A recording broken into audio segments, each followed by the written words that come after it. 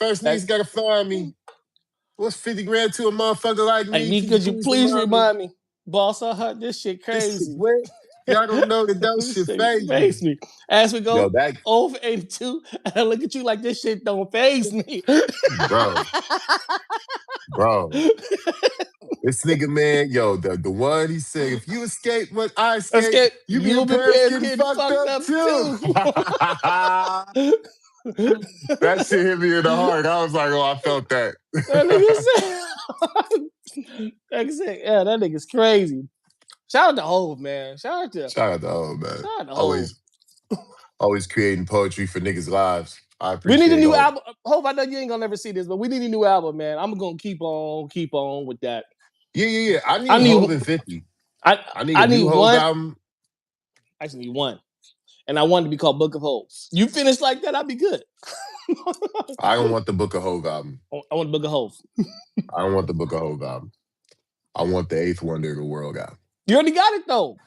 No, we didn't get that album. The album was supposed to come out after Blueprint 2.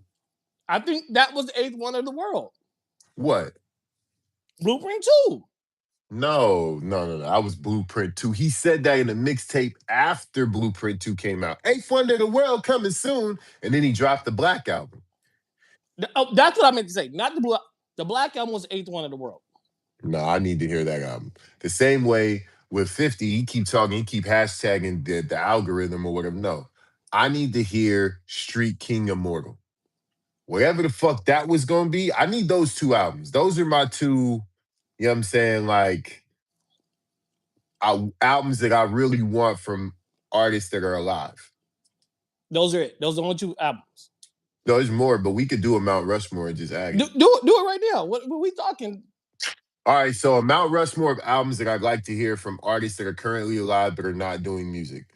Number one is probably going to be Jay-Z.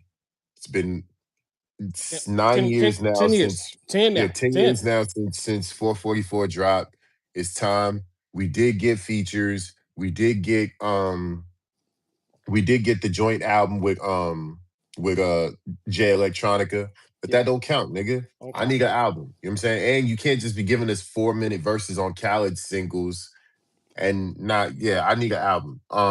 So that I need 50 Cent, the Street King Immortal. He's been teasing this fucking album for 10 years now. Plus, I need that Street King Immortal. That's what I need. Okay. The third one is probably gonna be, and this nigga just died, so damn, I can't use that shit. Who was it though? D'Angelo. Good one. I wanted a sequel album to Brown Sugar. That's a good one. That's what I wanted. But he passed, so R.I.P. D'Angelo. We'll keep it with live people. I would like to get a new Sade album. I would love to see what she's on today. I would love to see what that vibe would feel like. I feel like the vibe of music in general is like, as far as like the neo soul and the soul shit, she would sound crazy. Could you imagine Sade on some shit that like SZA would be on, or some shit like, bro, it would be nuts. Put her in the studio with Drake's producer 40, and that would be crazy. So I'd love to hear a new Sade album. Who else? I'll let you go and I'll choose my last one. Hov is obvious. I would love, like, I've been begging for Hov album for 10 years. Since 444 drop. Dr. Dre. I mean, you just put out an album with Snoop. Nah, you know we won't. You know what we want. Detox. We want detox. We want detox. We want detox. Nah. Like you said, that shit don't count. We want detox. Yeah, I want detox. One, she just dropped it. Maya dropped hers, which I was looking forward to that. I was gonna say her. She just dropped it, and I haven't got a chance to listen to it yet. But I heard it's good. Yeah. I just had one in my head when you were talking, because you said Sade. You said 50, Hov. Joe Budden. I would love to hear Joe drop his final album. I'm a Joe Budden fan. Me too. And that's That's a good one. That's a really fucking good one. Joe Budden. That's a really good one. Yeah. That's 3. I gotta All think right, about another one. I got my fourth one. Let me think about a 4th. My fourth one is Lauryn Hill. That's the obvious one. Because I was gonna say that. Yeah, I got okay. I'll go Andre 3000. Ooh. We'll go 3 stacks. Ooh, damn. Both of those are acceptable. I mean, low key, I want to. Low key, fuck both of those. Give me a new Outkast album. I'll take that. But we not doing groups. No. We're not doing groups. We're not doing groups. That's why I said 3 stacks or give me Lauryn. Another person would be really good too. My honorable mention is probably Missy Elliott. That's a good one. You know what? You know who I like to hear from? Who? Queen Latifah. You know what you have, but she's been dropping like jazz albums. She sings a lot. Now. I know, but I want her to get back in that bag where we know. You want UNITY too? Yeah, I want to hear what she would sound because Queen is like she's been through a lot. She's been through a lot of changes. You know, the worst kept secret. She's out as who she can be, who she is. We know she had to keep that. We knew who she was. We knew who she was, but she felt like she had to keep that dark secret from us for so long. I would like to see just where she is in her journey, man. And the only way she really gonna get that across is jumping that booth and rap because I know she still got it. That's for sure. Yeah. She still got it. Queen Latifah absolutely still got it. MC Lyte, I would love to hear MC Lyte. You know, she did drop something like 4 or 5 years ago. Oh, did I miss that? Mm-hmm. I could be bad. I think you missed that. Well, I'm gonna go back to iTunes. And go back. Yeah, go check that out. It's gonna be new to me. Yeah. She got some shit. But yeah, that's my Mount Rushmore guy. All right, so let's get into these topics. First, Michael B. Jordan wins Best Lead Actor, Michael B. Jordan wins Best Male Lead Actor at the Oscars for his performance in Sinners. I think it makes him the 7th black man to win that award or something, 6th black man, something like that, to win that award, putting them in the likes or putting them in the, in the same category as Denzel Washington and people like that. So yeah, Samuel L. Jackson, people like that. So I got to get your thoughts on him winning this award. Just get your thoughts and maybe give him some reverence on his career if you followed it. Well, I'm a big Michael B. fan, to be honest with you. He's one of my top 5 favorite actors right now. It's obvious. It's not just because of what he's doing. Are you yin yang? Are you yin turd? No, we're not. Oh, that was you said it. But anyway, yeah. So first of all, salute to him, man. Job well done. He's been putting in a lot of work. He's a superstar. The craziest part is he went to I don't know if you saw that, he went to In-N-Out afterwards. Yeah. And I told my girl, like, we all know he's a superstar, but I said, yo, this nigga's a superstar. And she goes, he's been one. How many people was in there? She said, he's been one. I said, I know, but sometimes you get to see it in real time. Sometimes you get to see it. I gotta disagree. You said it's your girl that said that? Yeah. Respectfully, it's like your sister and your mom's. Respectfully, I disagree. I feel as if last night is when he stepped on the superstar stage. I look at him like Denzel right before Training or right before the movie he won it for. I look at him right before Ray, right before Jamie Foxx, right before Ray. Like, I think right now, after he stepped on this stage, you're gonna see the biggest movies come now. Well, you don't think Creed put him in a rare air? I think Creed put him in a rare air. I think Creed put him in great space. I think Sinners put him in a great space. I think Black Panther put him in a great space. I think all of these things were building blocks to stardom. Well, the Oscar puts you in a room. But superstardom is different. See, you got to think of it like this, right? I'm sure that there's a certain amount of people that do, but I think a lot of it is because of his like sex appeal. Pause. Yeah. That people run to the theaters or run to their streaming sites to go see him. What I'm looking for is when Denzel won his, he was turning the corner, moving out of the sex symbol zone into people really respecting him for his craft. It got to a point with Denzel, Samuel L., Leonardo DiCaprio, all of these guys where people were running to the theater because of them. Mm-hmm. I think now is that time where all his hard work and great work, might I add. I'm not saying he's ever put out shitty work. I'm saying great work up until this point now.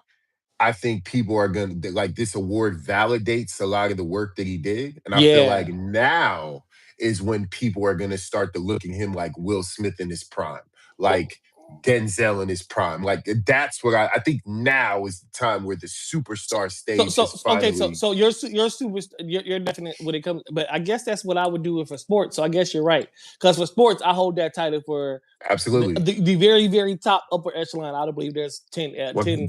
There's not 10 superstars in the NBA. There's typically 4 or 5. No, and Every year there's 4 or 5.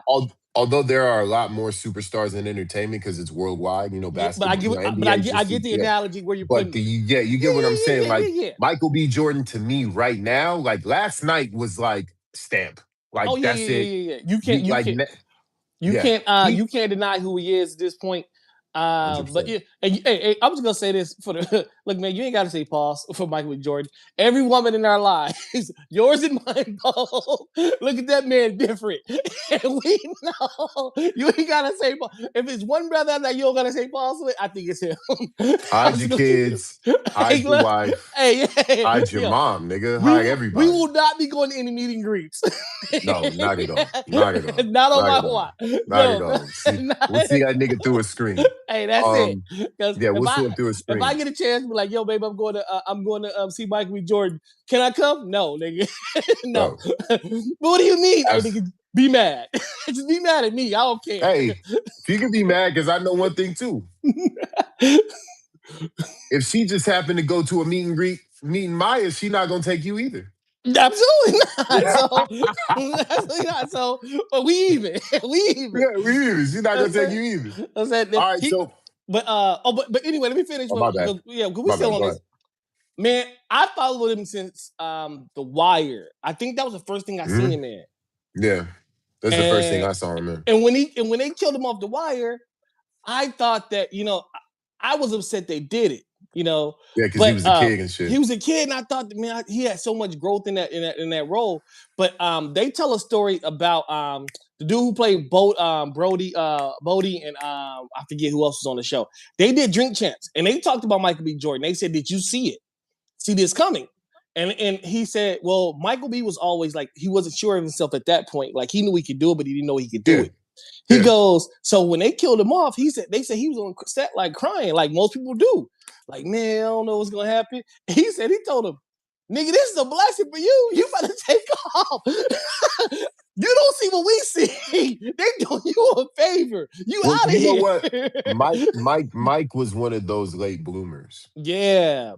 You know what I'm saying? Like, I know everyone that will see this has probably seen that infamous clip where he ran into that chick on the red carpet that he went to school with, and she used to kind of clown him and call him corny and all that other shit, and he kind of called her out on it. And I know some people were a little critical of Michael B. Jordan for doing that, but I get it. You know what I'm saying? Like sometimes you develop a little bit later in life, and he hit his apex a little later, and nobody else saw it. Not even him. He didn't even see it.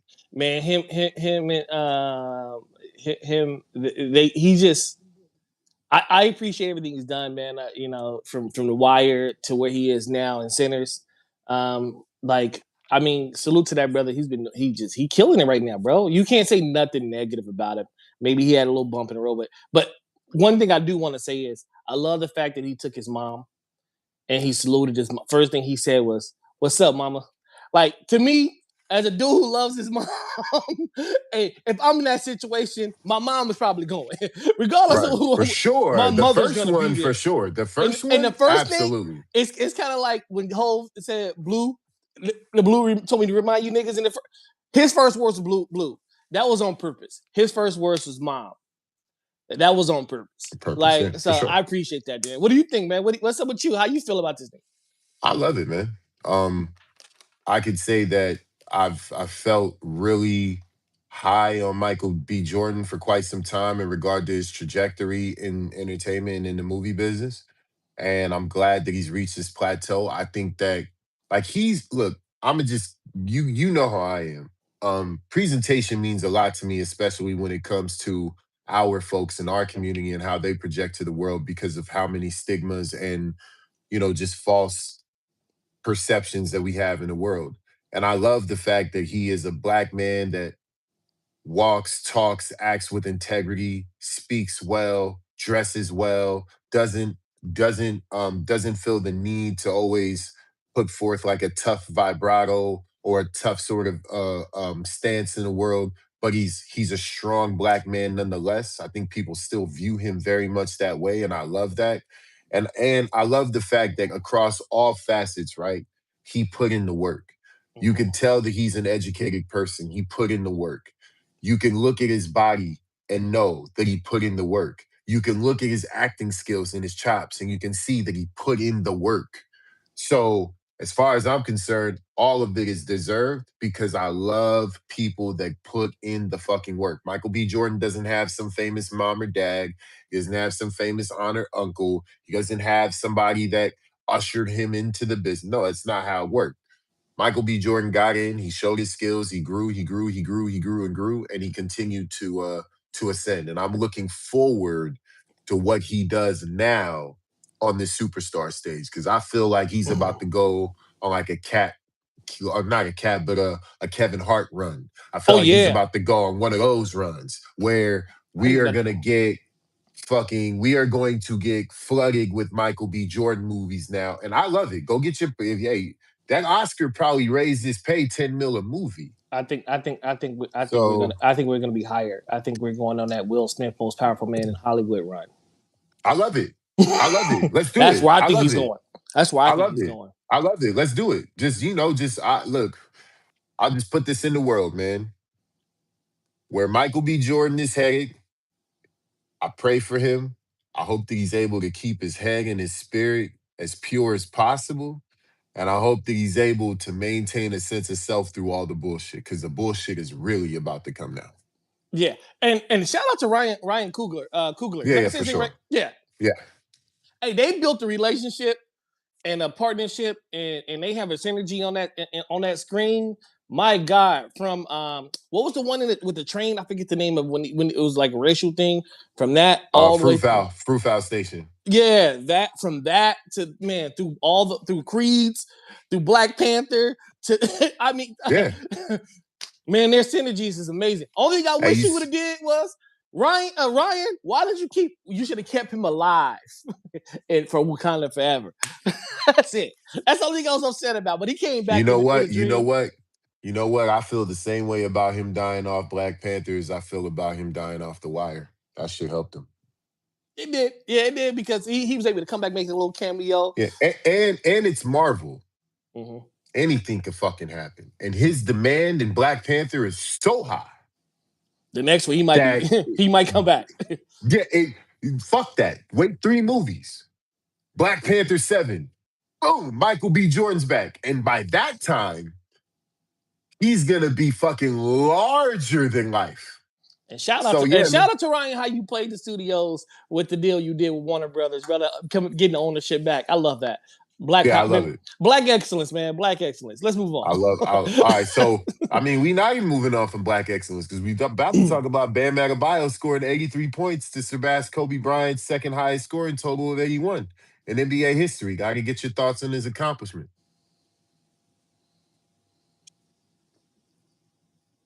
That's black excellence. Hell yeah, that's not.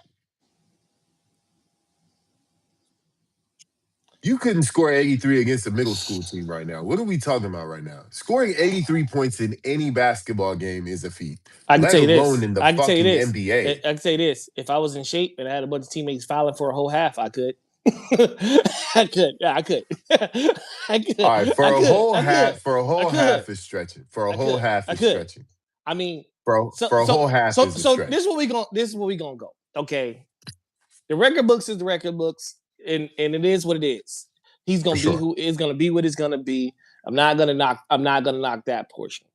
But the first thing, I'm gonna go on a little long, little tired, a little rant here, if you don't mind.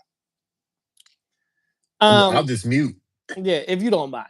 Um, so salute to Bam in that aspect of it.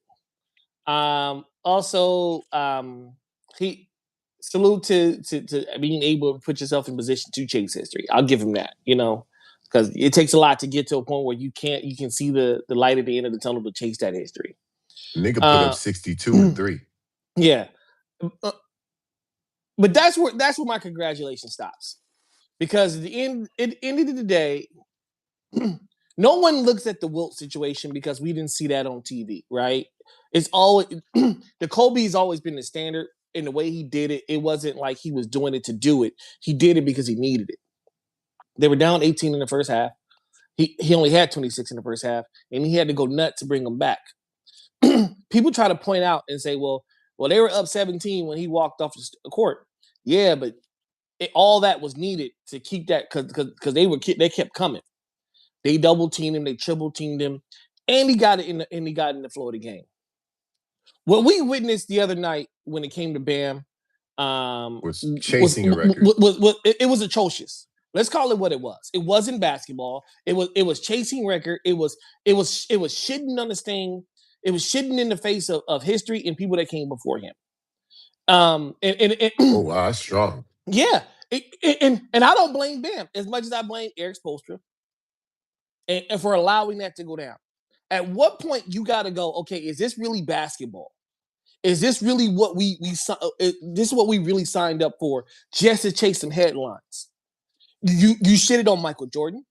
You shitted on Kobe Bryant. You shitted on Wilt Chamberlain, Magic Johnson, Kareem Abdul-Jabbar, LeBron James, and everybody all the greats that came before you by doing that bullshit. I'm sure. You notice Pat Riley hasn't said a fucking word about it. You want to know why? Because I'm sure he has some really choice words for them doing that in that fashion. If you get it, by all means, go get it. I'm all for it, right? I'm all for you going for the record if it's within the flow of the game.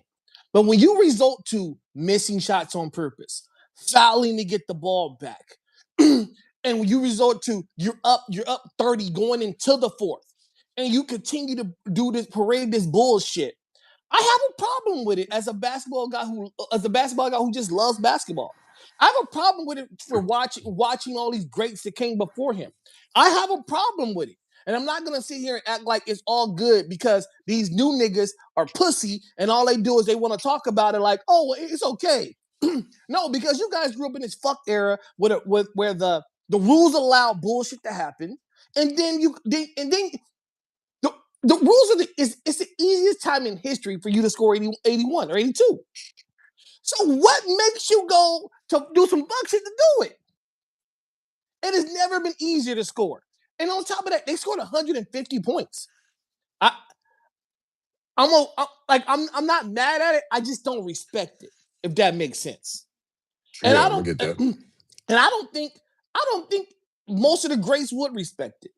That's why you haven't heard motherfuckers like Michael Jordan speak on it, right? You haven't heard Magic Johnson speak on it because if you can't say nothing nice, don't say nothing at all. Nothing at all. And so it's just some fuck shit, brother. Yeah, Jordan did call. They reported that Jordan called him to say congratulations. So I do want to just add that context. I didn't see that, but it was reported on ESPN. Nonetheless, I will say that's where the line is drawn for me as well. But I will say this: I got to add to the congratulatory part of it a little bit, just because I think scoring 83 in any regulation game is a feat, especially in the NBA. Even if you're chasing it, a lot of guys could intentionally chase 83 and fall really short. You still have to make a lot of shots. You still have to play the game. So I don't know if I shit on it that much, but that's where the line is drawn for me.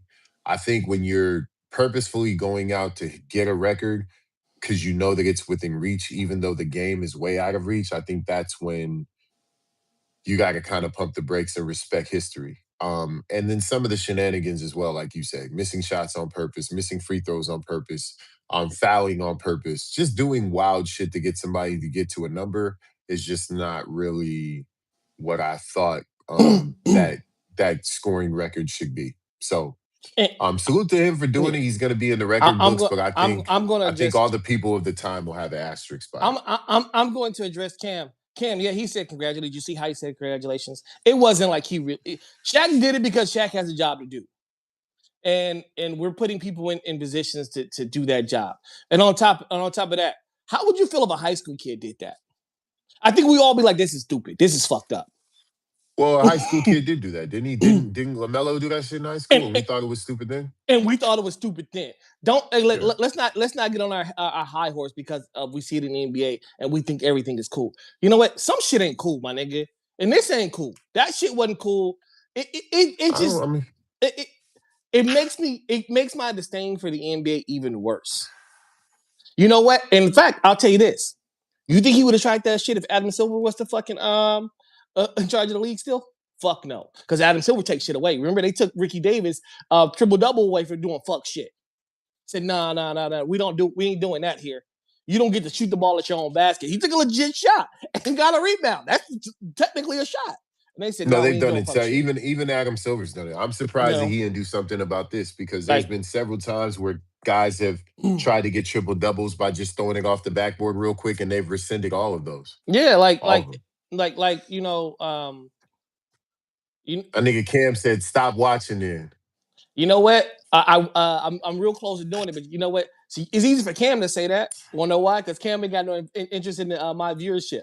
But if I feel this way, there's other people feels like that. So the NBA should be worried about it because all these fair weather fans I'll just say this. I'll say this. There's a reason why the ratings are at 50% now. So I ain't the only one stop watching. There's a lot of niggas stop watching. How about that? Yeah, I mean, I will say this. I mean, if you look at any NBA related comment section, there are a lot of people that have Randall sentiment. That's not even a fucking question about it. Just because my nigga's a Clipper fan and everything goes for him, that's okay. Everything goes for them niggas like that.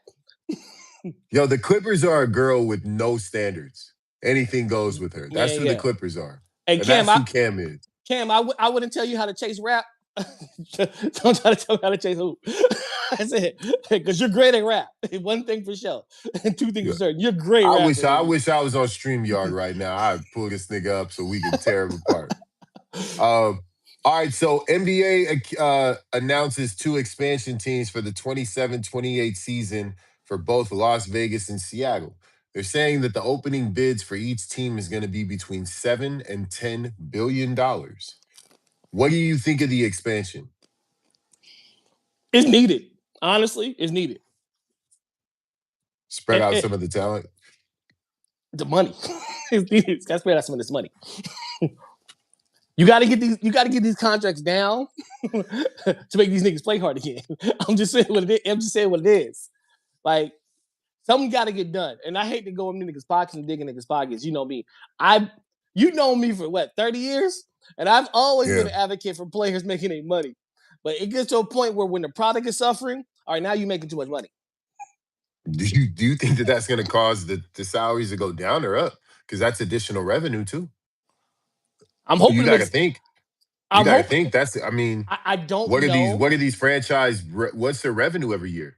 $1.5 billion, maybe a little over $1 billion each franchise. Plus, you're thinking about all the collective shit, the jersey sales, the da. Plus, Seattle already has a rich history. So the first couple years over there, they're retiring Shawn Kemp's jersey, Gary Payton's jersey. Those are going back on sale. Eventually, they're going to retire Kevin Durant's jersey. That Kevin Durant jersey, they'll generate a lot of money. Wishful thinking. Okay, I'm hoping the salary goes down. I'm going to be honest with you. I don't think the league would expand if it's going to cost them money at the end of the day. Well, it's not going to cost them money. It's going to cost the new owners money. Yeah, so to buy the franchise. I mean, more money, more problems. I guess. Like Adam Silver should worry more about fixing the viewership in the product that's being displayed than he is worried about expansion. But that's just me talking. I wanted to. He said, "Hold on." Salaries aren't dropping anytime soon. Yeah. I hear you, bro. I just I don't think so either. I think the 2 expansion teams are going to actually contribute to revenue. I think 32 teams versus 30 teams is probably $2 billion more revenue a year, maybe more. Well, here's the thing. I think salaries can drop because they could, but in the short term. And I'm gonna tell you why I think they can drop. If they keep losing viewership, I'm sure there's a trigger in their TV contract that says we hit this threshold now, we get money back. For sure, absolutely. I'm sure there is.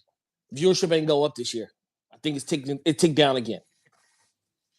That is true. Another team with no tax, the Vegas team, they have no state tax. That's going to help with revenues too.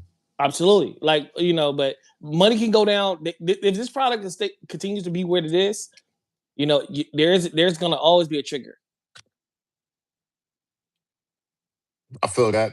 So what team do you think goes to the East?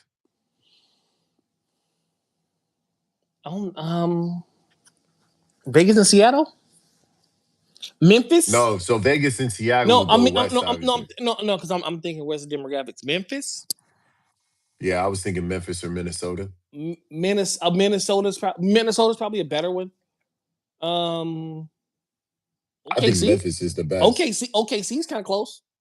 Yeah, they're kind of smack dab in the middle, but you got to remember, all those states in the middle, they kind of look at on the West because of how America developed, if that kind of makes sense. No, I understand.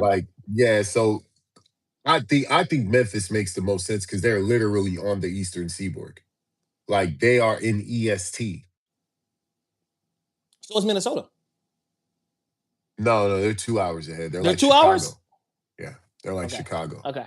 I had a good friend of mine that lived in Minneapolis. But that's why I think they make more sense because you can have you have teams already in that area that they can get too easy and be in that division. They said that Cam said the T-Wolves are going. I didn't read that, but if that's the case, I think that's a horrible choice. I think one of the reasons why the Memphis Grizzlies are typically so bad above and beyond ownership is because they have the most brutal travel schedule. You're a Western Conference team that lives on the East, that literally is in the Eastern Standard Time, and you have to travel to all these Western games. Like you gotta come from Memphis to all the teams on the West as if they're local to you or something. No, Memphis is 2 hours. No, Memphis is 3. It depends on daylight savings. I have an auntie that just lived there, dog, for like 20 years. Because Birmingham is 2 hours. Birmingham is not as far east as Memphis. Memphis is on the Eastern Seaboard. You got to remember that. Look at the map. Tennessee has a beach on the Atlantic Ocean, bro. No, they don't. Hold on, man. Let me look, bro. Who you talking about? It's right above Birmingham, Alabama. They touch. You got to go to Georgia, Carolinas, all that. You're right. I'm looking at them like they were North Carolina. Yeah. You think North Carolina? I was gonna say you got to be Carolina. You're talking about. Yeah, but Minnesota is more Western than Memphis still. I think. I mean, to be honest with you, yeah, it's got to be Minnesota or I think Minnesota makes more sense because you can put them in that North Division or whatever they call it, and they can play each other because they got Chicago up there, they got Indiana up there, they got Detroit up there. They're all right there, so they can kind of so they can bounce around still. It's easier to travel, I think, that way. Memphis they screwed either way because they gotta go far west and But I mean, I ain't worried about the travel because these niggas fly private jets now, so it ain't no big deal. Yeah, Yeah, I mean, still, I think Memphis has the toughest travel schedule in the whole NBA. I don't even think it's close. Yeah, they do. They got, yeah. I think that can. I not think it contributes as much, but I think they contribute. That contributes a lot to them just being a terrible team. You ain't lying. Cam is right. They won't. Minnesota won't complain at all. And in fact, they probably going. We'll do it. They probably go. We got it. We'll do it. Minnesota's in a perfect spot, bro. They're 2.5 hours from everyone. From everybody. It's fucking beautiful. All right. Lakers win the last 8 out of 9 to take the 3rd spot in the West. How far can this team go? They're round. Starting to click. Second round. I mean, in the playoffs, they just don't defend. At the end of the day, you can win. They can win 11 in a row. They just at the end of the day, I just don't see them. I think when you get in that second round, you're looking at the final 4 teams. Even if they're the 3rd seed, that means they're going to play the 2nd seed, which is who's the 2nd seed right now? San Antonio. You got to defend. San Antonio is scary. I don't think we match up with them very well. It seems Nobody like does. they're a unicorn team. So I don't know if we can defend well enough. So I think second rounds. I said that before. Second rounds are peak. I think Western Conference Finals. I'll be Mm. honest with you. I think that so this is kind of my math on that. I think that this year, first and second seeds are gonna be a little bit soft, a little bit splashy. And I'll tell you why. OKC has been playing injured damn near the whole season. Now they've been playing really well despite their injury issues, but when you get into the playoffs, that's a whole different thing. I don't see that team being able to win a championship without Jay Will. I don't see that team being able to win a championship with other pieces on their team that have been out either. If they can't figure out getting healthy in these last 15 games or so, that's going to leave them very vulnerable in the playoffs. And I'm gonna say this because I know Cam is on here, but I really believe this shit too. I think that the Clippers are poised to upset somebody. They're playing really good fucking basketball right now. I think that they're poised to upset somebody, and I think another team possibly could too. So, and as well, San Antonio doesn't have any playoff experience whatsoever. There's only one player on that team that's had playoff experience, and that's Harrison Barnes. Here's the problem. So Here's the problem, though. so you could fuck around and get bounced and find yourself in Cancun. Yo, like if we play Minnesota, jeez. I don't want to see Anthony Edwards in the first quarter. I was gonna be honest with you. I don't want to see Ant anywhere near the first round. I don't want to see it. And I'm right okay now, with seeing it. Lucas had Ant's number every time in the playoffs. I ain't mhm, worried about it. Lucas mhm, had, hey, go back and look. Go back and look. Luca has had Ant's number which every gives time in the playoffs. me more reservation to want to play that nigga. I don't want to play any. I don't want to play Ant. I'm sorry. I don't want to play Ant. I want to play somebody we can guard. I hate to say this. If I'm OKC, I don't want to play Ant. If I'm In fact, Luca, can we yeah, get but what about Phoenix? the times when Cam, you talking about last year, his first year in LA. I'm talking about when they were in Dallas, This he ain't the put same. Ant out in the Western Conference Finals, and I think another time in the second round. They guarded. So They guarded in Dallas though. They guarded in Dallas. Respectfully, they guarded in Dallas. yeah, I think if something goes wrong for someone else, look, man, you could talk to me till the cows come home. I think when the playoffs turn on, a big three of Luca, Braun, and fucking Austin, I don't think too many teams are going to want to see that for 7 games. We need And I think Phoenix. that I think that JJ has been coaching really well in the past 15, 20 games. I think that they're starting to click at the right fucking time.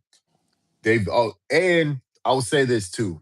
They just went 8 of 9, I think, in it was like 8 out of 10 of those games were home games. They're about to go on a Mm. 6-game road trip where they play Houston twice, they play OKC, I think they play Boston, and they have a couple other contenders. These next 6 games are really gonna be able to tell us, like, okay, this is where we kind of find ourselves. So we'll see. Can we get Phoenix? So That's it. That's it. That's what I want to play. you might, you might, you might. That's the only All team I right, want to so play. WNBPA and the WNBA confirmed progress as CBA negotiations continue. Will this affect the actual season at this point? I don't think it's gonna affect the number of games just yet. I don't think we're in that territory. I think they have contracts on all those facilities. It's gonna give them a shorter. It could potentially give them a shorter training camp. But I think like I told you before, I think at the end of the month we'll get a contract. I'm hoping so, because if they don't, it's crazy. They're kind of at a weird fork in the road where they could end up being the next big league or not being here at all. Yeah. Yeah, I mean, based on this decision. So Well, I hope they're able everybody, to get a deal done. all the leagues has to cross this stone, right? They have to cross this fork. Every league that we've ever had has had to cross this, and some have made it, some haven't. ABA, CBA, the Negro leagues, a lot. Facts. All right, so the Jets trade Justin Fields to the Kansas City Chiefs. Oh, why? To be Pat's backup. But what are your thoughts on this? Cool. I mean, I'm sure Andy Reid will figure out how to use him in certain situations for sure. Andy Reid will figure he'll draw some shit up for him, and he'll look good, and he'll get a contract out of it. I don't know, man. I don't know how. I feel like Justin has been in a situation where he's never had a chance to actually thrive, and Right. this is what happens. You know, you have to be careful who you go to, and this is why I don't get mad at teams, players like Eli Manning for saying I'm not going to certain places. If Eli goes to San Diego in that time period, we saw what happened, right? To the other quarterbacks who went there, it just doesn't work out. So when you got the power, man, you got to make the move, and and fuck what the media is saying. I agree with Cam. Cam said happy for Justin, first time with the real coach, and his great pack insurance for if the knee isn't ready. I agree. To me, Yep, I need to play though. Pack has been showing some mortality as of recent, this season, last season. I think that they need some insurance. I also feel that Justin Fields didn't really get the opportunity that people thought that he should have gotten. He had a lot of coordinator and head coach changes. I would love to see him with Andy Reid, and I think that this could be one of those Mac Jones kind of situations where if Pat does miss some games, Justin Fields could come in, hold the fort, still win some games, and end up earning himself a contract. So I love it for him. I love it. I love this shit for him. Hopefully he can springboard this opportunity into a real opportunity where he can be a starter. Because I do think he has that. I think he has that skill set. All right, so men's NCAA tourney is March Madness. The bracket was published today. Yesterday. Give me your top three. Give me your top three teams that could get upset early. They can get upset early? Yep. Early is relative. Are we saying early as where their hopes are, or we're talking about early rounds? Early rounds. Okay. Meaning teams that could get upset. Top three. I see. I read that wrong. I read that differently. Okay. I read that like teams that can get upset earlier than we think they should. They props should. Because I got that's what I'm saying. I'm saying top seeds. Top seed. I got three big ones. Okay, I got a big one. I think. All right, cool. Pause. That was crazy. Pause. That was crazy. Whoa. Sorry for the viewers. Pause. Yeah, the big face is. I think Kansas beats Duke in the Sweet 16. Ooh. Okay. I think Kansas beats Duke in the Sweet 16. I think Kentucky loses in the first round to Santa Clara. That's a 10-7. That's a 10-7. Let me see. Hold on. There was another one. Damn, man. What's yours? Give me yours now. I got to come up one more. Hold on. I got the one. I got to look it up. My third is Illinois. They have not been playing well going into the tournament, and they haven't played well against good competition. Their early matches that could be dangerous for them is North Carolina and VCU. My number two is Michigan. They're entering the tournament off of a loss, which isn't good. And I don't know if they're necessarily built for the tourney like that. They seem like a team that's a really good regular season team. And my number one, which you're probably not gonna like, but I think Florida's vulnerable. No, Florida has the hardest path. They got to play Houston, Illinois, Vanderbilt. Duke's bracket is terrible. Duke got fucked. No, they got fucked, but hey, Florida got a tough path too, nigga. Okay, I got a big one. They got a tough path. I think Florida could easily go down in the Sweet 16, or you know what I'm saying. I think that could easily happen. I got one. Or in the 32 round. Go ahead. I got my last one. All right. I think UCLA could beat UConn in the second round. I agree with that. I think that's going to happen. They have a point guard. And when you have a point guard, yep. When you have a point guard who can score, distribute, and control the game, you can win in the NCAA. You can win in the NCAA tournament. Yeah, it's different. It's different. All right, so hot takes. I hope Cam is still on here. He gonna love these. All right, Derek Jeter flip play or David Tyree's helmet catch in 2008? Which one was luckier? Oh, luckier Tyree. I think I would have chosen the helmet catch anyhow. I'm choosing the helmet catch as much as I Yeah, hate to say it. I'm going with Jeter. That ball had to bounce in the perfect position. Shit, so did the helmet And that catch. ball's that ball is this big. He didn't know he had it. He just he held his own. He was like, That nigga was just stretching. he was like, He I didn't hope know it's if he there. was holding the ball or He said, somebody's hand. He said, I hope it's there. He was lit. Hold on. I hope it's there. Please be there. Please be there. Tiger Woods 2019 Masters win or Jack Nicklaus 86 Masters win? Greatest comeback ever. Tiger Woods every day of the week, twice on Sundays. Salute to the red shirt. Tiger Woods. I gotta go with Tiger. Which was the greater upset or the biggest shock in combat sports history? I don't know why we have this question. But go ahead. Mike Tyson versus Buster Douglas or Ronda Rousey versus Holly Holm? First of all, Mike Tyson is the biggest upset in the history of sports ever. Ever. We're not talking about, we said which was more shocking. Mike Tyson, ever. It's the most shocking result ever in sports. Ever. Craig, ever. Let me ask you this just to be real though, right? What do you think was, because we weren't alive for this, what do you think was bigger, Tyson losing or Ali losing to Frazier? Tyson. That was big. That was big, nigga. Tyson. Ali losing, Ali was the god, bro. My dad told me he saw grown men cry when that nigga lost. Hold on. Which one did he lose? He lost in one, right? Or two? Yep. So I'll change the question. Ali lost the first one in 73, I think. That was when he came back. He fought one little warm-up fight, and then he fought Frazier and lost. I think it was 73, 74. Diamond V. I guess that's thank you, I guess. Thanks. Appreciate it. Just the beards. I mean, I just didn't get for the black guys part, but so yeah, I think I'm just, for devil's advocate, I'm gonna go Ali. I mean, based on what my dad told me, because of everything that was going on around that, it was really big.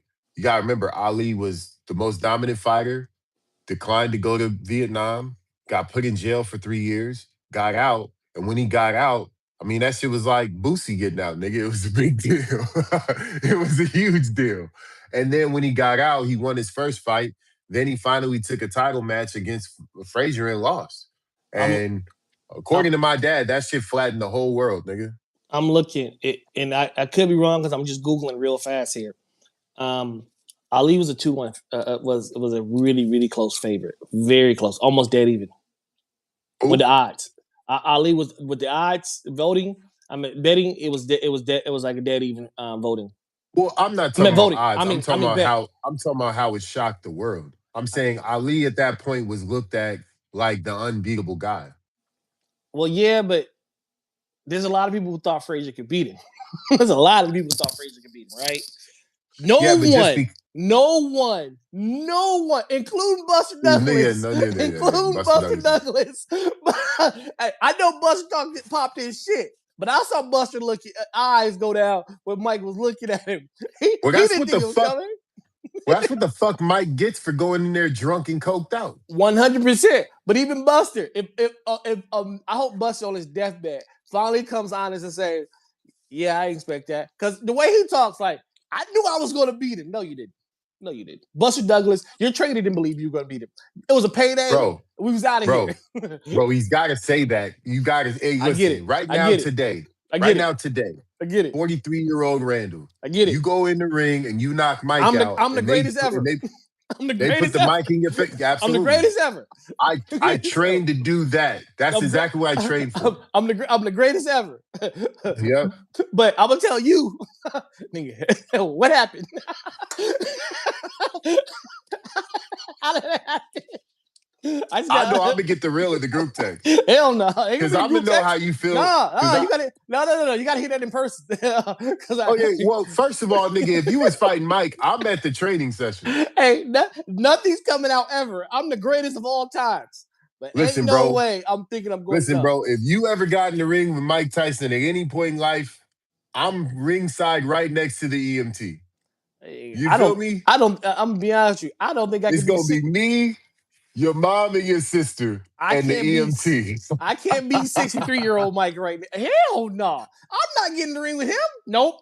I'm saying it's gonna be me, your mom, and the EMT and Leon, and we gonna be right there. He hit me once. I'm gonna be like that Martin episode.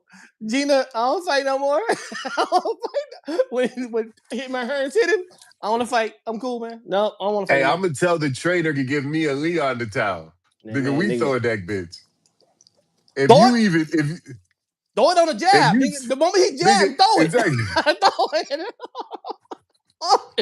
If you stumble once, don't stumble, nigga. Where's the second half? Where's the second half? Be on the rope. Hey, I want you to be on the rope like this with the towel. That's it. For sure. We just waiting. We waiting. Nigga, we gonna have them towel guns from the basketball games. Hey, as soon as it's a battle. If he whiffs at me, throw it. Throw it.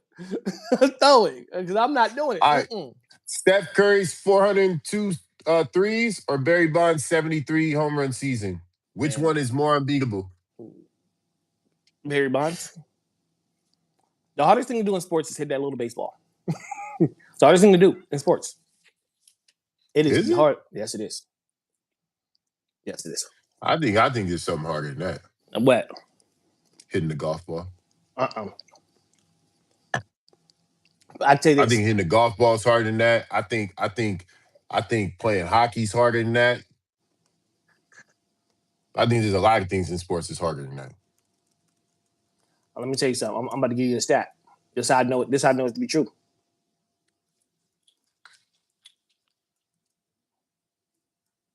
Okay, hold on. This how you know it's true. The PGA Tour, 67% of people hit the greens in regulation. 67%. That's almost 70%. Hall of Famers bat 300. Hall of Famers bat 300. You fail 7 out of 10 times. You can't compare hitting the green to hitting a baseball. Come on now. We're talking about we would have to compare the accuracy of hitting a golf ball versus hitting a baseball. I can tell you because a baseball is moving and a golf ball is not. So we have to compare that. The accuracy of a golf player hitting his target is probably less than 300. Probably a lot less than 300. Hitting the fairway, 60%. Okay, I'll give you that. I'll give you that. I'm just saying I think they're comparable. I also think playing hockey is comparable too. You're out there on skates on ice with pads on, a helmet, and a stick, and you have to hit a puck that's this big, and that puck is heavy as a fucking mallet. No, I don't think that's. I'll give you another about golf. The average pro the pro average putts per round is 27.5%. It's 27.5. That's less than 2 putts per hole. Pause. That means you're hitting over 50%. Yeah, I would like to see that number on. I would like to see that number on par 4s and par 5s.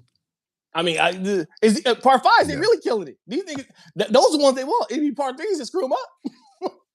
Yeah, okay, so you're right. Actually, par 3s and par 4s. I'd like to see that. I'm just saying, man. Look, there's nothing. When a Hall of Famer, Barry Bonds is the greatest baseball player we've ever seen. What do you think his batting average is? 370, 350. You think it's that high? No, probably 320. I'm thinking Tony Gwynn numbers when I'm saying 298. Hey, you fail 7 times out of 10. Hey, does that include his walks? No, probably not. His on base percentage is crazy. Yeah, exactly. It's crazy. Exactly. All right, so Serena Williams 23rd Grand Slam in 2017, Roger Federer 2017 Australia Open win, Gregor Lake career statement. This is real fucking. That one was tough, and the next one is tough too. What year Serena win? They both won it in 2017. They both were old as hell. Oh, Kim over here calling them queens now. Oh, why you be calling them bitches on Instagram then? I'm messing with you, Cam. I'm messing with you. I didn't see that. I can't even see that comment. Yeah, he said the Black Queen. I said, why you be calling them bitches on Instagram then, bro? What's going on, man? That's wild. That's wild. Didn't Serena have her first her kid in 2017? I don't know. You can look it up. I'm gonna go Serena, man. I'm gonna go Serena. I'm gonna go Serena. Right there. I gotta go Serena, but I gotta go. This one is a tie to me. It's close. Yeah, it's a tie to me. It's real close. But I'll go Serena. You know what I mean? I'm in the skin I'm in, so I'm gonna go Serena. I'm gonna follow Cam, the Black Queen. All right, this one's hard though. Dirk Nowitzki 2011 finals run or Hakeem Olajuwon 95 finals run. Tougher road to the title. That one, yeah. When I read that one, I was like, this is tough. It ain't that tough. Oh, really? I know you're not about to just hot pick Olajuwon. That's crazy. No, it's Dirk Nowitzki. It ain't even close. I wouldn't say it's not close. That's crazy. I believe Dirk beat Tim Duncan, Kobe Bryant, and Powell. Who else he beat in that Western Conference? He beat and he beat the Heat, which is my D Wade, Chris Bosh, and LeBron James. No one has ever. That is the greatest run of any team ever. I mean, a nigga Hakeem beat Karl Malone and John Stockton. Then he went on to beat Charles Barkley and Kevin Johnson. And then a nigga went on to beat David Robinson and Sean Elliott. And then that nigga went on to beat Shaq and Penny. Young Shaq and Penny, though. He beat young Shaq. What's your point? What do you mean? Young Shaq and Penny were in the Eastern Conference Finals the year before, and they were in the finals this year. What do you mean? They were a finals team. I hear you. Like I said, they were. That white boy was bad. No. I'm never taking none away from Dirk. You know how I feel about. Listen, 2011 to me is the best finals run since 2000. Oh, he beat. Oh, I'm sorry. He beat. Okay, this is what he. Oh, I messed up. I'm totally tripping. He beat OKC, didn't he? He beat Game and LaMarcus Aldridge in the first round. You were in the first round, right? Powell, Kobe, and Lamar Odom in the second round. The second round, yeah. He beat Kevin Durant, Westbrook, and Harden in the third round. Yeah, Harden in the third round. And then beat LeBron, Bosh, and fucking Wade in the third. Yeah, that's like 12 Hall of Fame. Yeah. Ray Allen was on that. Hey, and this is the only place in life where I'm okay giving extra points because he's a white boy. Because that's crazy being a white boy. That's crazy being a white boy. That's super crazy. The greatest run in NBA history was 2011, Dirk Nowitzki. Yeah, for sure. Yeah, he dominated. Like he fucking went in there. They swept the Lakers. They went 4-1 versus OKC, and they went 4-2 versus Miami. Yeah, it was fucking shit up. It was destroying shit. And his second best player was Jason Kidd, and his third best player was Jason Terry. JJ Barea? Yeah, JJ Barea was out there fucking shit up. Yeah, for sure. Tyson Chandler, they had a good squad. They had a good team, but I'm saying his second best player was Jason Kidd, who was averaging, Draymond Green triple doubles, right? Mm-hmm. and your third best player was Jason Terry. Like, this is facts. That's crazy. All right, unpopular opinion for the week. I had one. The niggas ain't gonna like.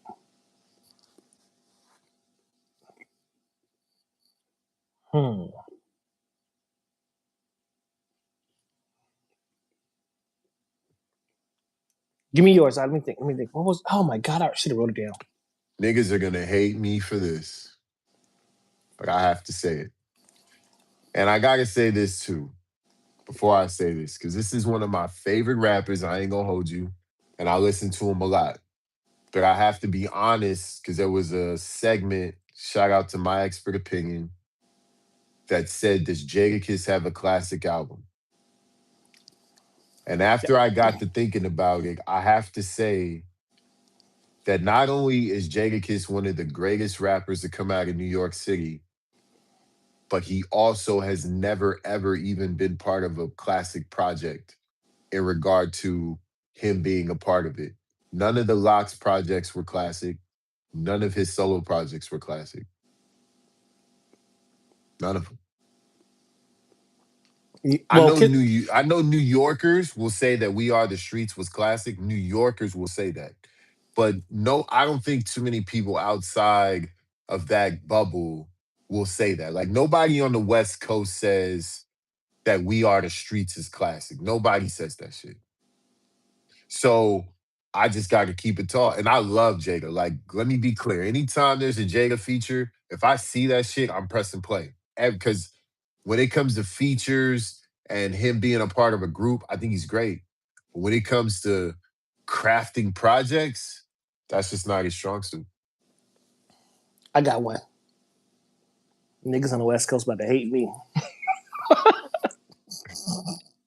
Let me take my New York hat off. Hey, at least my take, I don't gotta live out there. Nigga, you gotta live out here. Let me take my New York hat off. All right, look, I'm West Coast all the way. I'm just gonna keep it tall though. The Dogfather wasn't a good album. At all. No, that's not a hot take. That's not unpopular. You need another one. That shit was trash. No. Have you heard niggas talk about that on the West Coast? Yes, I did. I said that. They'll tell you it's a classic. No, not me. No, I will laugh in any nigga face and say that. And I love DJ Pooh. But no, that was not it. No. Dogfather was a sophomore slump. No. The Dogfather, Snoop. I know. I'm talking about Snoop's second album, The Dogfather. That was terrible. That's what you talking about? Mm-hmm. Is that what you talking about? The one produced by DJ Pooh? Mm-hmm. Yes, I'm talking about that album. The one with the black cover with him with the long hair. That's what you're talking about, right? Yeah. Yes. That's the album I'm talking about. That shit was terrible. The Dogfather. Oh, get the fuck out of here. Yeah, it was terrible. It was terrible. Out of here. Like, it was terrible. I got to come up with a new one. Is Cam in here? Is Cam still in here? Cam, what do you think? I'll base it. I'll come up with another one. Cam said I got to come up with another one. Cam hates everything rap though, so he's gonna say, yeah, that, you know. Cam is like, what's the name? He doesn't believe stupid takes of the week. He said, I agree with you. Okay, so you agree with me. Okay, I don't have to change it then. Cool. All right, Mount Rushmore of who you consider the most lyrical rappers. Who I like. I gotta get yours, Cam. You gotta put yours in the chat. Yes. Who you consider the most lyrical rappers.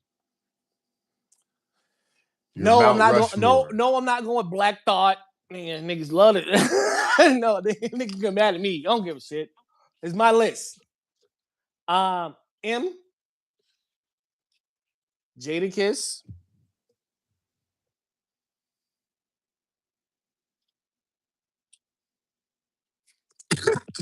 Nas.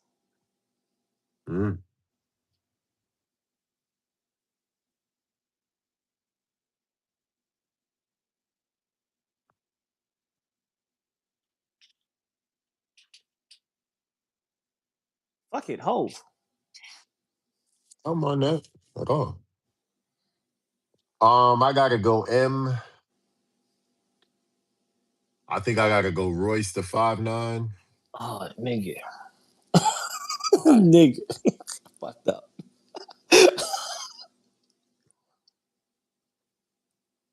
I think I probably gotta go.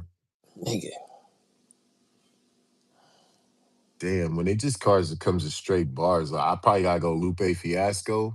I thought about Lupe. I did.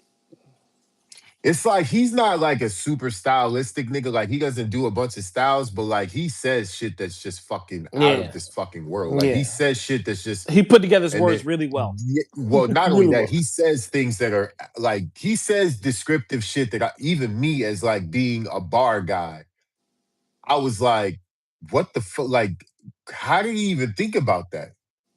No, don't delete it, nigga. I saw it. Just to make us made, nigga. We are made niggas, huh? I guess my last has got to be Black Thought. I knew niggas gonna throw Black Thought out there. I mean, look, bro, my favorite band is The Roots. I know. Yeah, so you know what I mean? I'm like, I go to the like ever since they've been throwing the Roots picnic out here, I go to it every year. I'm going to the one this year. I missed on that Royce. I did miss on that Royce. He definitely would be my top 4. All right, Alan, the go. This is trolling. Any tips for breakups? My man of half a year, Alani, the goat. I don't know. What do you say? I can't see the comment. Any tips for breakups? My man of a year of half a year left me because he stopped loving me. For any breakup tips, I don't know if that's trolling or not. I mean, if it ain't trolling, get over it. Yeah. That's all I can tell you. Get over it. 6 months, you gotta get over that. That ain't no relationship. You were dating. We ain't even serious yet. Yeah, Thought is a prime example of an all right, bro, dang rapper. Like, all you got to do is go listen to that Funk Flex freestyle and you'll understand exactly what the fuck Cam just said. That nigga's just incredible. I can't see Cam's comments, but it's cool. All right, yeah, that's what he said. He said Black Thought is a prime example of a all right, bro, dog rapper. Like, can't leave him out. All right, so Mount Rushmore of modern R&B voices from 1990 to now. Hold on, say it again. I was reading something. Yeah, Mount Rushmore of modern R&B voices, 1990 to now. 1990 to now?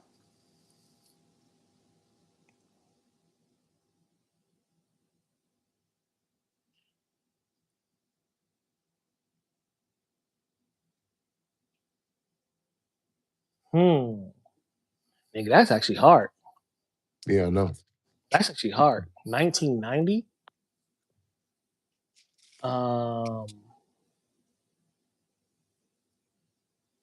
So when you say 1990, he or she has to have an album in 1990, or they have to start in 1990? From 1990 forward. So they could have had an album, or they have to have started past 1990 and had a project out. So no, we're not doing Whitney. We're not doing none of these 80s artists. You know I about knew to what cheat. you was about to I'm do. about to cheat. I'm about to cheat. Whitney doesn't count. Luther doesn't count. Marvin doesn't count. None of that shit. No. Okay, no. I hear you, man. I'm gonna follow the rules. I clarified before I said from another bad creation forward. You feel me? Okay. Well, if that's the case, you got to go Mariah Carey.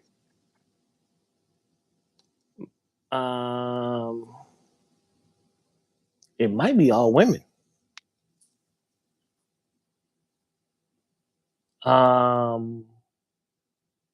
ain't all women for me. I'm trying to think. Who can like fucking sing? I can't think of her name. I just Jennifer Hudson. Jennifer Hudson. I mean, she's on my GOAT Mount Rushmore. No. yeah. As far as like vocalists, like she's, in my opinion, nigga, she could fuck with anybody of all time. Anybody. At that point, it becomes styles. Yeah, at that point, it becomes preference too. Like it's like, oh, I just like that because Jennifer Hudson can sing with any human being to ever live on this planet. So, man, this is hard, bro. Why would you come up with this bullshit?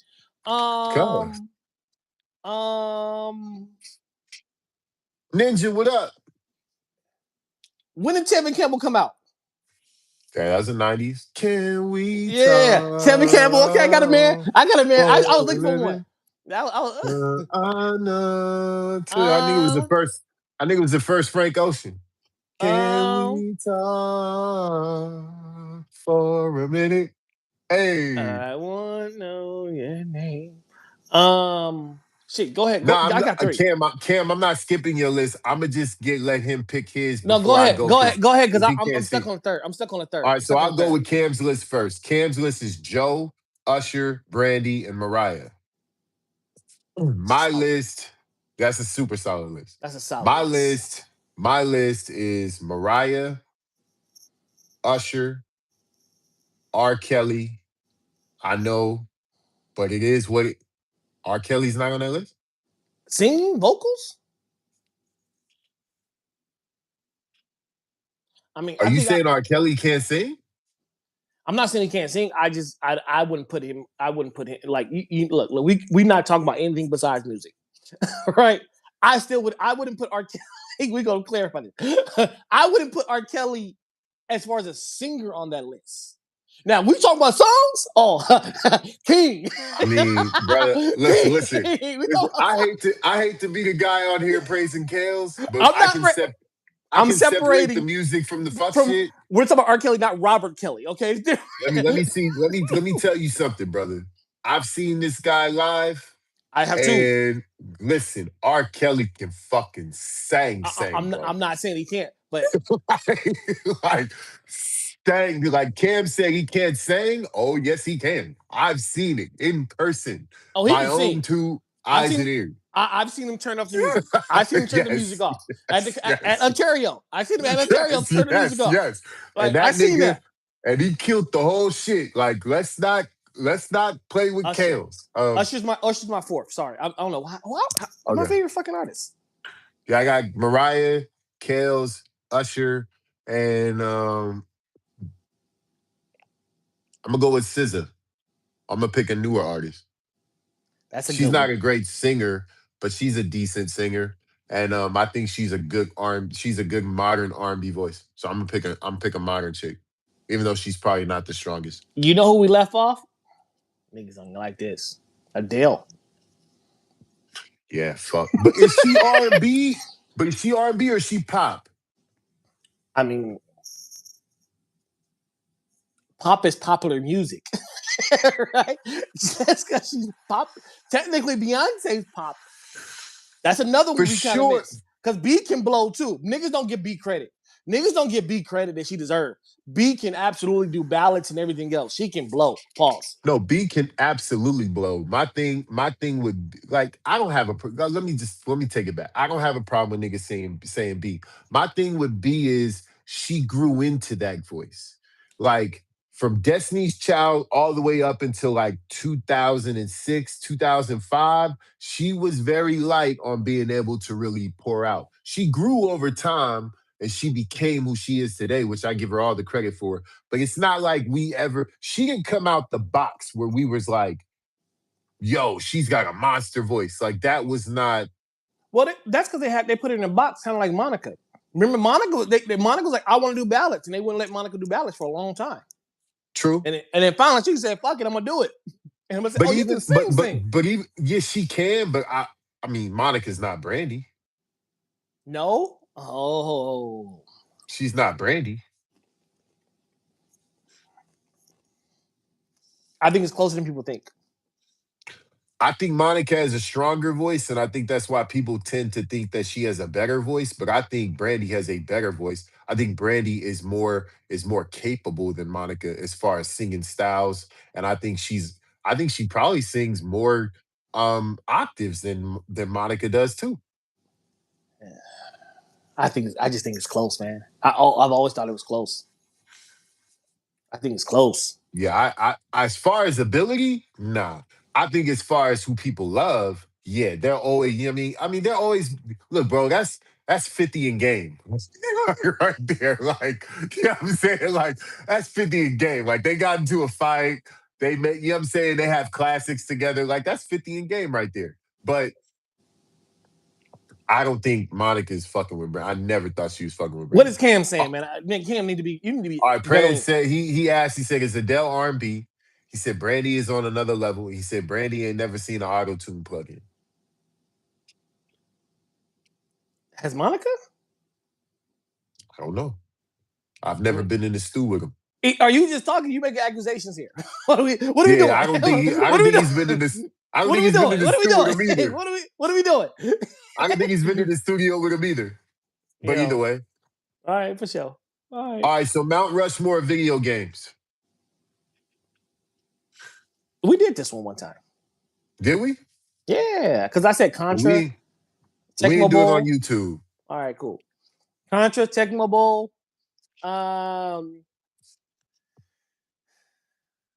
Mount Rushmore. Okay, so it's got to be not NBA Jams, but what was the first basketball one? Contra, Tecmo Bowl. I guess we'll go NBA Jam. We'll go NBA Jam. Hard. We'll go NBA Jam and Street Fighter. Ooh. Damn. Nigga got me with that one. All right, I gotta go Mario 3. That's the big face. When that nigga start flying, it changed all of gaming.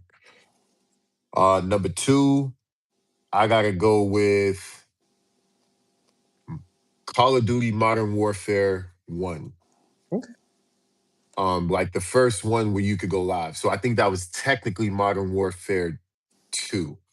Technically, I think. Or no, it's Modern Warfare 1. The first Modern, the one that came out in 2007. Yeah. Where you could play, that one. Modern Warfare 1. I gotta say, NBA 2K16. That was like the peak of fucking 2K, I think.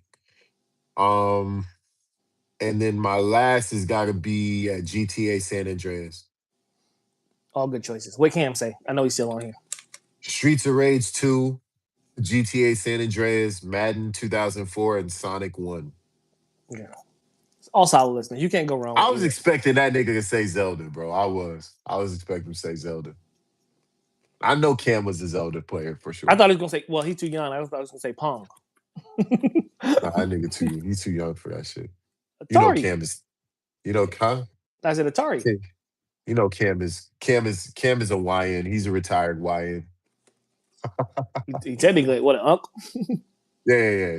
Now he might be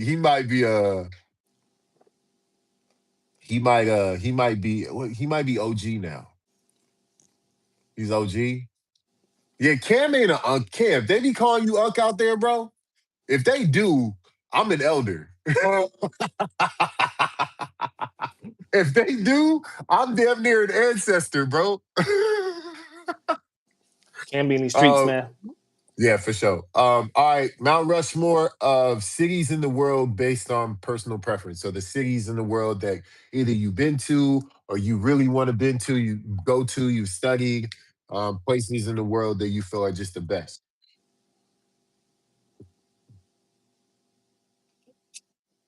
Oh, hold on. This nigga said I'm OG to most of the guys out here. Yeah, I feel you. Okay. I thought first when I read it, I thought it said I'm OG to the niggas on here. I was like, oh, kick him out the live. So let's see. You said cities. Cities. Mount Rushmore cities in the world. New York. Sure. It's my favorite city in the world. I actually before I went, I romanticized about that city for some reason. And the first time I went, it lived up to everything I thought it would be. It's just energy when you get off JFK. You feel it. For sure.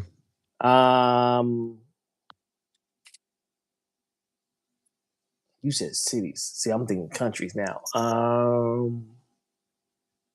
would like to go to Rome. Rome.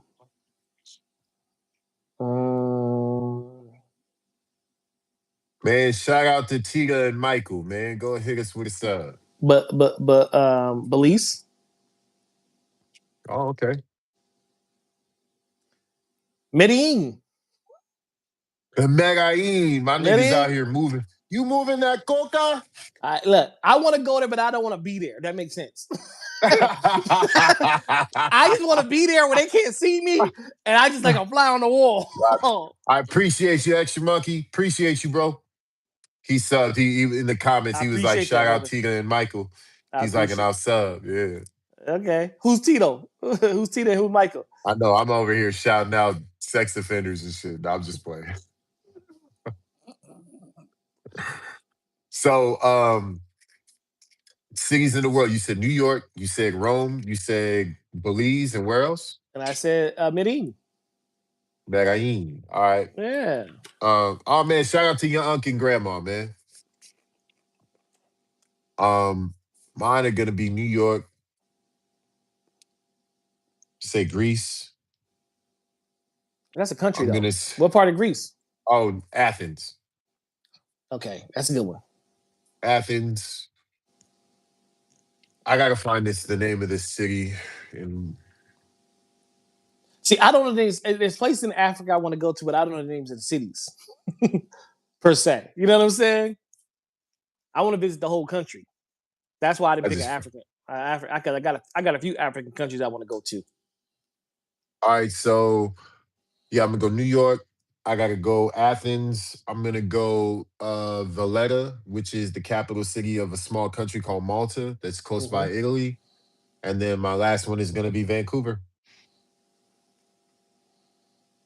I'll take Medellin off. I want to go to Cairo.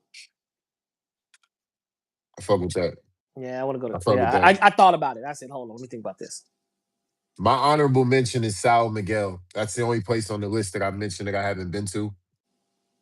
It's a small island in Portugal, off of the coast of Portugal, and that's like where they make like super great like port wines, and they have crazy hikes over there, and the views are just insane. Like I gotta get to Sao Miguel before they throw dirt on my face. I would like to see Josenberg in South Africa as well. You mean Johannesburg? Johannesburg, sorry. Yeah. Yeah, I want to get to Johannesburg and I want to get to South Africa too, but or Cape Cod, should I say? But That was the one I kept trying to think in my head. Which one it is? yeah, I want to go to Cape Cod too. They got a lot But of sharks off the ocean, ocean over there too. for sure, there's a few places in Africa. I've been actually studying on like traveling to Africa because I want to do it in 27. And I think the first place I want to go is Ethiopia, man. The big city that they have there is pretty dope, man. I've seen some really dope stuff there. I Mm-hmm. also want to go to Tanzania and Zanzibar. And I want to get I hear to Tanzania is nice and it's I touristy. heard. And Yeah, it's me touristy. too. Yeah, I heard it's super nice. Those are two spots I got my eyes on for 27. All right, cool. Yeah. All right, so let's get to curveballs. You can cure every disease on earth instantly, but one random child dies somewhere for every life saved. Do you activate it? Say it again. You can cure every disease on earth instantly, but one random child dies somewhere for every life saved. Yeah, I still activate it. Why? You save more people. Agreed. Agreed. I think I'd do the same. Although it'd be heartbreaking. Um, you find out your If hold on, entire life. if you knew you were going to go to hell doing it, would you still do it?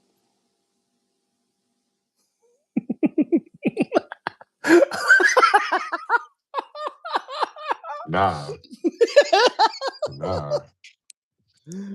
Clearly. Listen. If I'm, because let's be real, if you can cure every disease, you're playing God. You So if 100%. I'm playing God, okay, cool. But if God is telling me Don't get do out it. my way, I'm gonna step aside. I'm getting out your way. Like who am I to say You the big this is homie. not what You the big homie. you the OG. You know what I'm You the saying? big homie. You the OG, you the ancestor. I'm not, you know what I'm saying? Like, I'm not gonna argue with you at all. Yeah. So yeah. All right, you find out your entire life is a simulation designed to keep you happy. And exiting it means entering a harsher but real world. Do you stay or leave? Stay. Ignorance is bliss.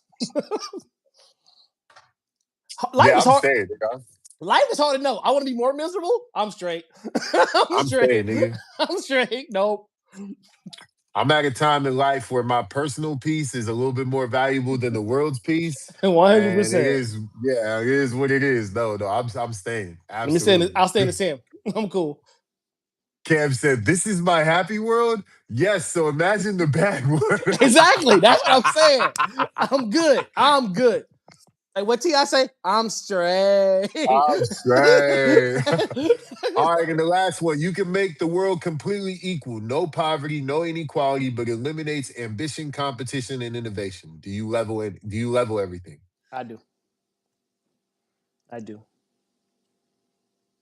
Cohesiveness is more important than having people reach success. Not me. I'm straight. I don't like complacency, and I think the world operates even though it's not equal. Competition is what pushes the world forward. If you get rid of ambition and competition, this world will turn to shit. Having 8 billion lazy motherfuckers in this place will make this earth a terrible place to live.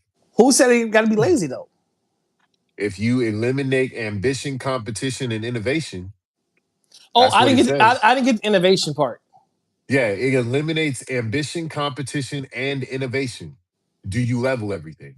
No, because absolutely not. We'll be stuck in the Stone Age. Absolutely, forever. Yeah. Forever. Okay. We'll be in tribes forever. If you take away that part, I'm all for equality. I don't give a shit. Like you won't know lack of ambition if you know what I'm saying. If everybody played their part, everybody just playing their part. I think equality above and beyond certain standards is a fallacy. I think when you factor in just human drive it's a fallacy. It's like when you factor in human drive, competition, you factor in people's abilities, people's education, people's family background. No one's fucking equal. Yeah. I get you. I'm just saying in a utopia world is more how I look at it. Utopian world for sure. For sure. Yeah. All right, man. Well, shit, nigga, that's been worst take. Oh, man. No, it ain't. No, it ain't. What we gotta talk about? We gotta talk about the worst take we heard this fucking week. Oh, you talking about Mano? No. Fuck the Mano situation. Who said this? Maul. So Maul, Rory and Maul, there's another podcast. And nigga, you probably won't ever see this, Maul, but I hope you do. You gotta be outside your mind. So I'll explain it to the people that ain't here. Roy had a take where he said that 50 Cent's Get Rich or Die Trying was not a classic. And when he received pushback from Roy, he said, so if that's not a classic, what is your standard for classic? And this dumbass nigga says, Thriller. Maul, respectfully but disrespectfully, if Thriller is a standard, Mike has 3 and nobody has none. No one else has a single one. If Get Rich or Die Trying is not a classic, I hate to say this, neither is Reasonable Doubt. Yeah, that's a fact. Just gonna call it is. Let's just be real. Let's just be real. And I say this respectfully to every member of hip hop. I don't want to piss people off. I don't want to piss people off by saying this. But if Get Rich or Die Trying is not a classic rap album, what is? Then there are no classic. Yeah, then what is? What is? There are no classic rap. Then there is no such thing as a classic rap album. It's not even close. No, not even close. It's one of the best rap albums to ever exist. It is I'm just gonna say it. In my humble opinion, it is the greatest debut album of all times.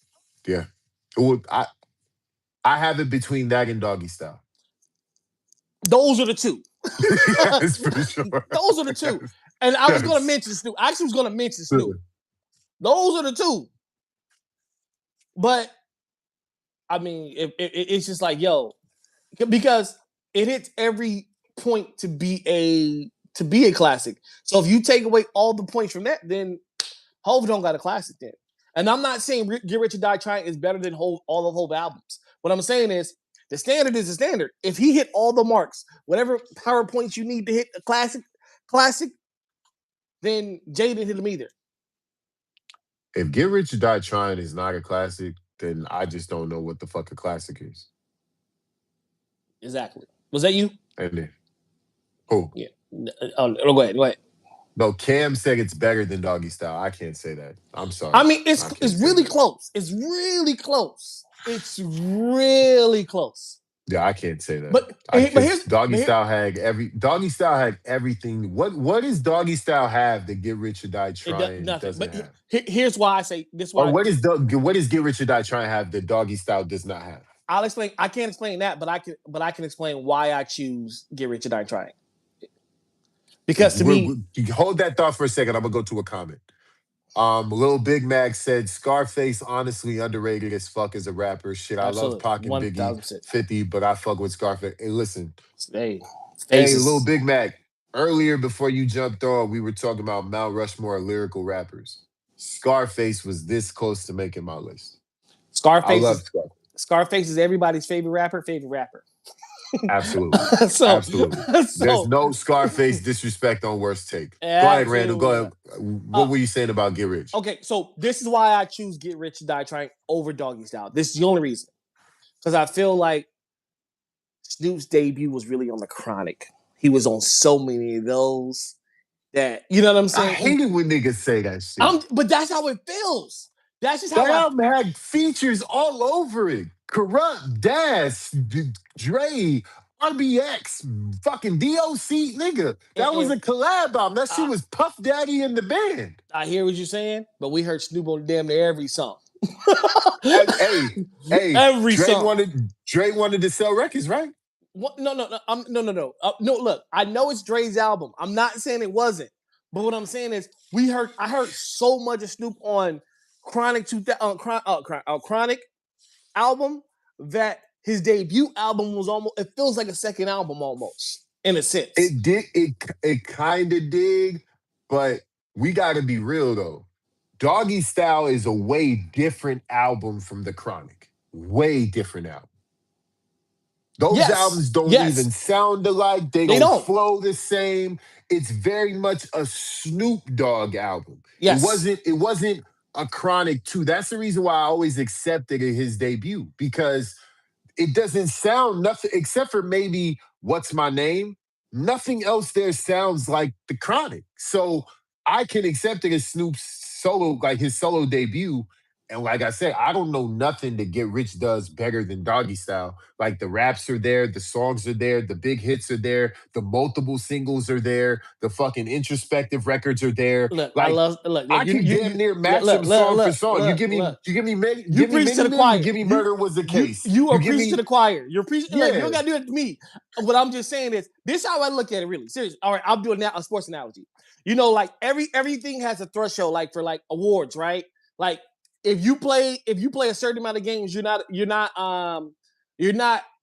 eligible for Rookie of the Year, right? If you play a certain amount of games, right? If you like in baseball, if you come up and go down, if you play a certain amount of games, at what point you do reach a threshold? They say you can't be Rookie of the Year next year when you come play full time. That's how I feel about Snoop on that album. It's just nigga. Well, Snoop was the first nigga with NIL. like. He really is. He's ahead of his time. Like, for, you know what I'm saying? I get what you're saying. It's just, I think it's a feeling more. That's how I think it is. That's why people say that.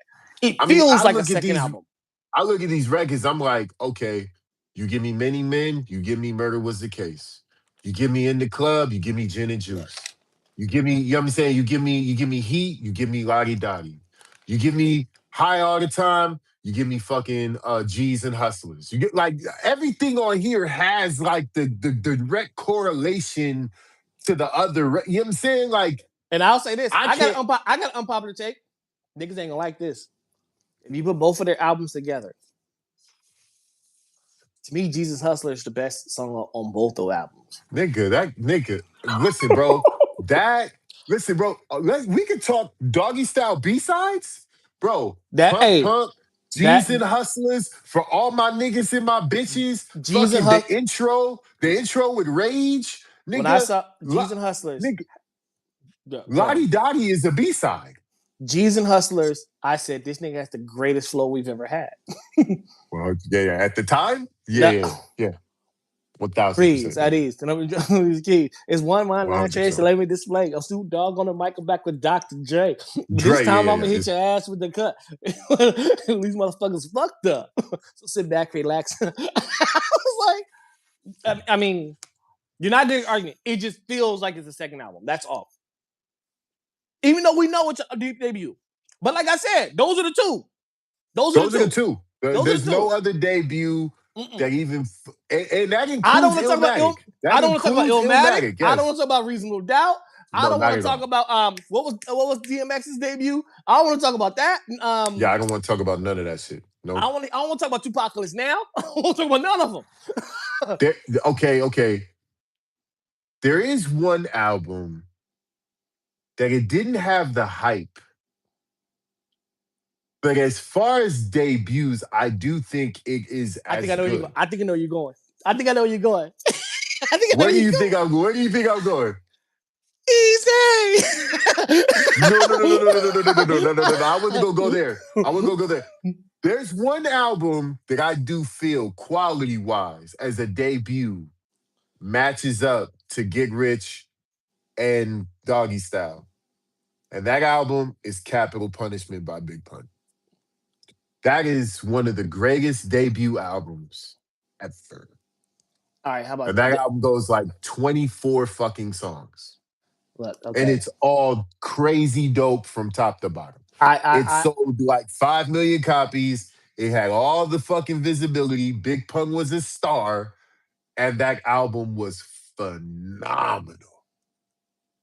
Look, so I agree with that. So that's the third. Hey, easy. Quick, let's get to these comments real quick. Ahead. Hold that thought. Don't forget that thought though. Okay, I wrote it down. Cam said, "In the club is a different level now. Let's not do that." He said, "Get out of here, Randall." He said, "G's and Hustlers is my favorite joint on that album, but no."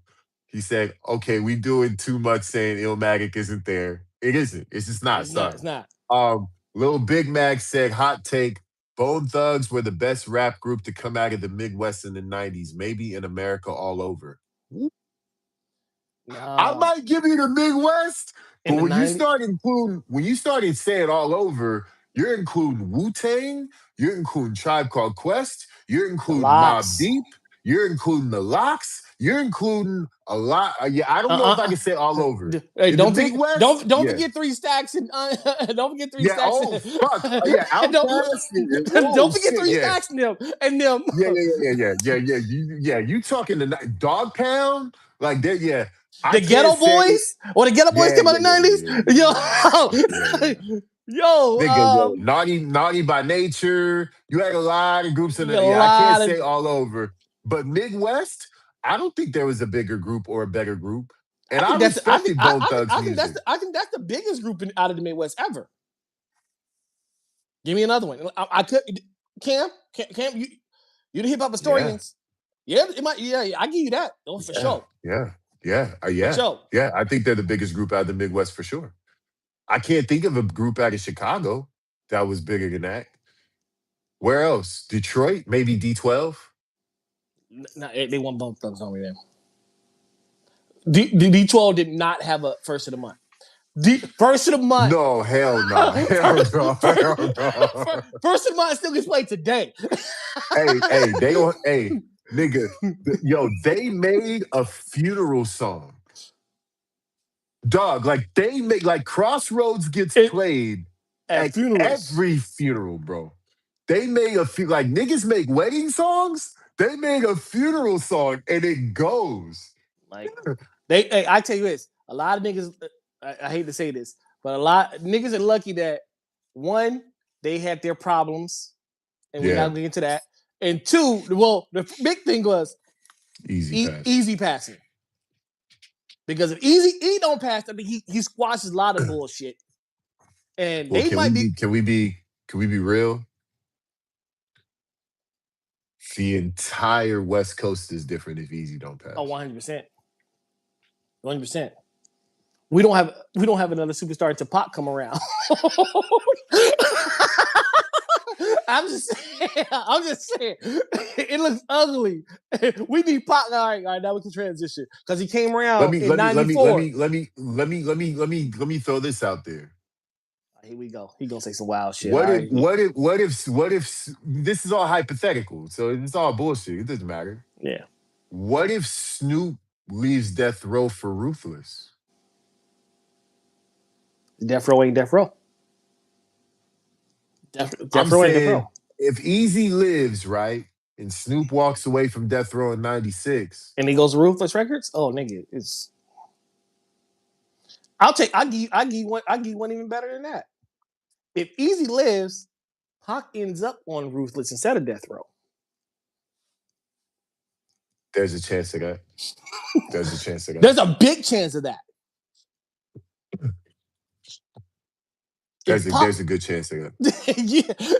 So it's all hypothetical. We making shit up as we go. Yeah, we're making shit up as we go. But now, what does that look Ruthless like? Ruthless have protected Snoop? Absolutely. I think people forget about the Avalon side of Compton. People always think about the Rosecrans side, and salute to all the Pyrus and shit. Like, I'm not like no hate to nobody, but the Avalon side, were like, you know what I'm saying, like the Block Crips are and all that shit. They could have absolutely kept them safe. They kept Puff safe. I don't get in street politics, but Kelly Park is a real gang. That's a real gang. So, you know. Well, I mean, it's more than it's Kelly, it's the Avalons, it's the Nutty Blocks, it's the you know what I'm saying, like that whole Avalon strip in Compton, that's all the blue rags. And I would assume at that time them niggas might have gotten. The only problem with that is, honestly, the only problem with that is I think we'd have seen more violence behind it. 1,000%. Because of the Bloods and because now you got 100%. Because you had no street politics here. We are taxpaying citizens. 1,000%. I'm saying, because you had a what is a treaty? I guess you had a treaty between Snoop and the Bloods at Death Row, right? Because you had Corrupt, that Crip sides and Bloods, and they kind of commingled. So that kind of squashed a lot of that bullshit to a certain extent within their camps. But when you take the Crips out, because if Snoop leaves, Dog Pound leaves. And now we got Crips versus Bloods, and I think it could have got ugly. Oh, it would have got super. Yeah, we looking at things getting ugly at that point. So good thing that didn't happen. But not saying he died. Not saying he died, but good thing that. No, we know. Not saying it's a good thing that he passed, but it's a good thing that no violence occurred as a result of that. Because I mean, violence even occurred as a result of Pac dying. There was wild violence in the street. Nigga, violence happened between Lynch Mob and Ruthless. Sure. Niggas had a gang fight at the mall. Yeah, they had a fade. We lucky guns didn't come out then. Like, you know what I'm saying? Like, for sure. If that had been today, niggas would have got shot. Well, that's because these niggas is pussy. Back then, they actually fought before they put out a gun. You pull out a gun back then, you had to have real beef. Like somebody died over something, then gunplay came. Like, you know what I'm saying? Typically, niggas squabbled up for a little bit. How many fights you see on the RTD? I saw plenty. Nigga, I seen fights when it was RTD and when it was Metro. Yeah, I go back to RTD guarding the transient days. Like, there's another one. The crazy part is how do I survive that? I used to ride the RTD with my grandma, nigga. I already know. Man, we used to ride it to school. Oh shit, yeah. From Inglewood, from Inglewood on Crenshaw Imperial all the way to Gardena at Perry Middle School. Yeah. Three buses, 2 RTDs, and a Gardena Transient to get there. Hey, I tell you a crazy bus ride I used to take, nigga. So I used to stay in Gardena back in like 08, 07. And I got a job that was like off of like Wilshire and Normandy. Okay. I used to take the 710 from Crenshaw and Marine. Mm-hmm. All the 710 run all the way up Crenshaw, all the way to Wilshire. Yeah, nigga, I go through every fucking hood in LA, nigga. every hood, Blood Crips, Blood Crip hoods, every hood there is, nigga. I'm going through them. The shit that I saw in the 7 months I was working for this company, Could your kid, stabbings, niggas get beat up, all sorts of shit. could your kid survive? They didn't do that. Nigga, get the fuck out of here, bro. We have failed the kids because we wrote it like it was normal. Mind our business. Stay out of their way, they stay out yours. Yeah, say just shut up and play your position. Be quiet, mind your business. I ain't got nothing to say, No. man. It ain't in it. It ain't in it. It ain't my problem. My kids would be dead in 10 minutes, bro. Dad, come get us. Yeah, for sure. For sure. What do you mean a text? As soon as the nigga comes on the bus with all the tats on his face, they go, oh my God, Dad. Dad, why would you put us in this environment? Yeah. Dad, what's going on? Can you come? Dad, now, come. But yeah, man, I guess Cam said I've been on one tonight. I guess I've been talking too much gang shit. We appreciate you, brother. We appreciate you. Yeah. Yeah. We appreciate everybody for tuning in tonight, man. Thank you guys. We got some really appreciate you, Cam, jumping on. We'll figure out the StreamYard situation if you want to jump on the lives with us, Cam. So holla at me. Yeah, and we trying to get it where we're gonna go on live on here and on Instagram. You know, we putting these things together, some things, man. So yeah, we'll have that real soon. Yeah, so we'll have dual platform real soon. But this been Worst Take, man. Appreciate you guys tuning in. Randall, you already know what it is, and next Monday we'll be here. Peace. Peace.